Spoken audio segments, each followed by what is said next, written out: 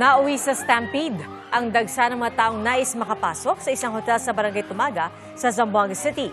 Isang babae ang pinilit ng hilahin matapos maipit sa dagsa ng mga tao. 2 senior citizen ang namatay at 10 ang sugatan ayon sa Zamboanga City Medical Center. Patuloy naman daw na nag-iimbestiga ang pulisya sa nangyaring pagtitipon na umano'y payout ng isang grupo ng mga kandidato para sa watchers.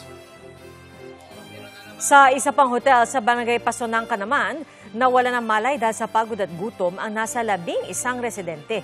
Karamihan po mga senior citizen.